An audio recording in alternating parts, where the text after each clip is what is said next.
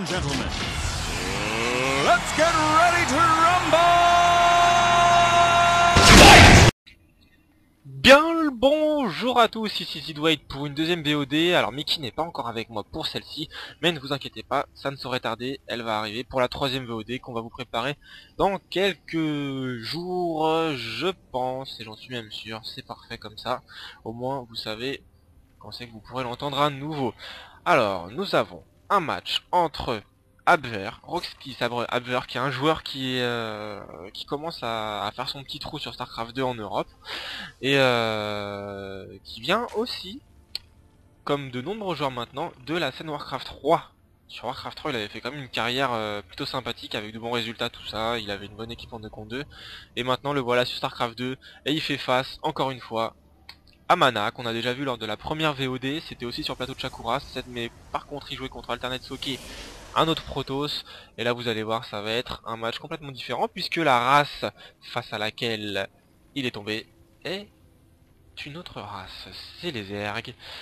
Alors ce match a été joué lors de la Black Dragon League, il y en a certains d'entre vous qui l'ont certainement suivi cette ligue.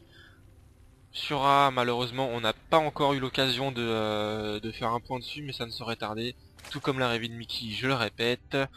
Et voilà, alors, sur plateau de Shakuras, vous avez remarqué que cette map est gigantesque lors de la première VOD. Et le positionnement des joueurs va vraiment rendre service aux Zerg, hein, tout simplement, parce que s'il a envie de poser une expand rapidement, il va pouvoir la défendre plus facilement que s'il n'était sur une autre map assez petite, parce que là le Protoss, s'il a envie d'aller défendre, d'aller défoncer la B2, c'est vraiment loin.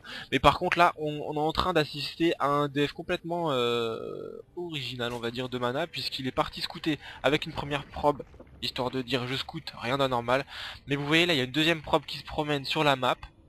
Il va aller scouter à mon avis par ici, voir s'il n'y a pas un Overlord qui se promène ou tout ça. Et il y a une forge qui a été posée. Il y a une forge qui a été posée. En plus il y a un Zilot qui va sortir bientôt. Donc ça va être un début de game ultra offensif de la part du Protoss, qui pose un premier pylône en bas de la falaise de la B2 d'Abwehr. Pour l'instant il se doute de rien, le Zerg. On se met dans sa vue, il se doute de rien. Il va aller scouter avec un petit drone. Il y a l'Overlord qui est là, qui ne sert à rien pour l'instant.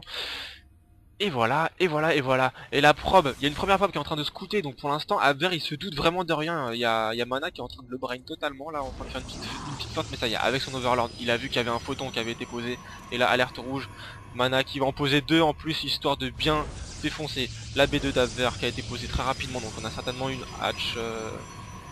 Ouais, je sais pas ce qu'il nous a fait là. Ouais, j'ai même pas surveillé, enfin bref. Du coup là on a 3 photons qui vont sortir, et Abwehr qui cancel sa B2, il a tout à fait raison, de toute façon ça allait tomber, il y avait un Zilot, une probe, 2 probes, et 3 canons photons. Et attention là, il y a une couveuse posée par Abwehr chez Mana. Ça va commencer à partir un peu en live cette game, je le sens là, parce qu'on a... il y a un autre drone qui va se promener par ici. Que fait-il? Il y a le Zilot qui est là, il y a une probe qui est là, il y a le photon qui est là finalement qui reste, celui-ci n'a pas été cancel par Mana. Et voilà, et maintenant on va se mettre dans la vue de Mana, et c'est au tour je crois de Mana de se faire brain par son adversaire, parce qu'il n'a toujours pas vu qu'il y avait une couveuse qui était en construction ici. Et c'est plutôt bien joué, parce que Abwehr en fait il a... Vous vous doutez bien que le Protoss maintenant, pour faire face à la masse de Glings qui va arriver, et là voilà d'ailleurs, il va wall, il a wall avec son Zilot, et avec un petit canon photon derrière, c'est vraiment sympathique pour repousser ça. Il y a 2 Zilots maintenant, un troisième qui va arriver, il a posé son noyau cybernétique, donc il va pouvoir sortir des stalkers derrière. Donc le push avec les petits glings ne passera pas. Voilà, le Zilot qui wall bien, et maintenant ça y est, on a la couveuse qui est sortie de chez le Zerg. Chez le Zerg qui pose aussi une couveuse ici. Mais qu'est-ce qu'il fait à Abwehr là? Il est en train de prendre B2 chez Mana. Alors, ok, j'ai envie de dire why not, mais c'est quand même risqué, c'est osé, mais au moins ça fait plaisir, c'est le spectacle. Et ça y est, avec sa probe, il y a Mana qui a vu qu'il y avait Abwehr qui avait posé une hatch ici. Il y a des glims qui vont sortir des deux côtés maintenant. Il va avoir un double front, faut qu'il gère, faut qu'il wall correctement. Voilà, très bien joué de la part de Mana, qui met un petit pylône histoire de bloquer le passage des speedlings. Ça a été recherché, les speedlings sont là, c'est super. La couveuse, il y a une queen qui va sortir aussi, attention à la queen par contre. parce qu'elle est un petit peu vulnérable là. Il n'y a rien pour la défendre, il y a 2 Zealots, un Stalker, un Photon qui est là pour bloquer le passage, toujours encore. Un autre Zealot qui va sortir et la Queen qui... Hop hop, la Queen qui est tombée, là tu meurs, qui est pas passé, dommage. Et on a des Glinks qui sont en production ici, ils vont essayer peut-être de choper ce Zealot, ça serait quand même une bonne affaire pour Abwehr qui n'a pas du tout rentabilisé là sa couveuse, au contraire il a même gâché des ressources j'ai envie de dire, parce que là le Stalker a pris des coups mais pas suffisamment, il va pouvoir recharger son petit bouclier qu'on appellera gentiment bouclier magique. Et voilà, donc on a déjà 7 minutes de jeu, c'est complètement n'importe quoi cette game. Il y a le Zerg qui a pris B2 à la B2 naturelle du Protoss. Le Zerg qui a encore sorti des Speedlings, alors est-ce que c'était nécessaire de le faire? Et là il va encore en sortir, mais je pense... Alors je me demande si s'il sort pas ces Zerglings pour maintenir un petit peu le Protoss ici, histoire de lui permettre tout simplement de sécuriser cette B2. Il y a 2 queens qui sont en production à ce niveau là, le Stalker qui va tomber, mais par contre le Photon qui fait vraiment des dégâts de psychopathe. Déjà 15 kills chez le Zerg. Oh là là, Abwehr qui nous pose 4 Sunken à sa B2, si on peut appeler ça une B2, parce que là c'est un petit peu n'importe quoi. Par contre faut qu'il fasse gaffe quand même Abwehr, parce que là il y a un pylône qui est toujours là. Et de toute façon il le sait qu'il y a un pylône là, faudrait peut-être aller le péter parce que... Est-ce que la recherche du warp a été faite? En effet, ça a été fait, donc faut qu'il fasse très attention, parce que si le Protoss Mana, qui est quand même un sacré bon joueur, un sacré petit fourbe, il pourrait s'amuser à warp des unités là pour aller essayer d'enquêter un peu l'économie du Zerg. Il faut qu'il fasse gaffe, parce qu'il a quasiment toutes ses unités militaires qui sont ici. Abwehr qui commence seulement à reproduire des drones, les Sunken qui ont été sortis, il va les déplacer un petit peu. Est-ce qu'elle va se faire taper celle-là? Ouais, elles sont quand même un petit peu trop proches, j'ai envie de dire. Il a la vision, ça y est, maintenant il va pouvoir taper bientôt. Ce canon Photon, c'est ce qu'il doit faire.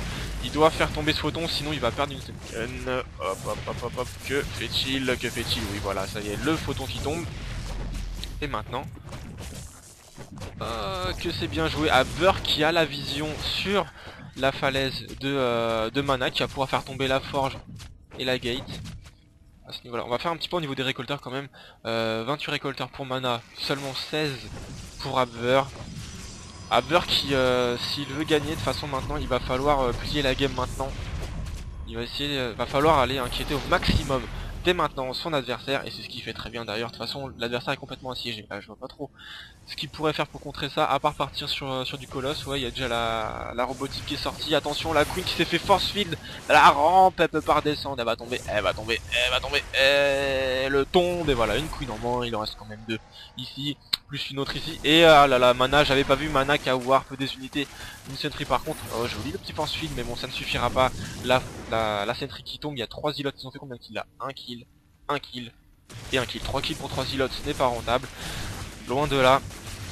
Petit move qui a quand même ralenti un petit peu l'économie du Zerg. L'économie du Zerg qui est maintenant en train d'être relancée, puisqu'il est en train de sortir 4 drones et probablement plus derrière. Les Senken qui sont toujours ici devant le Protoss pour l'empêcher de sortir.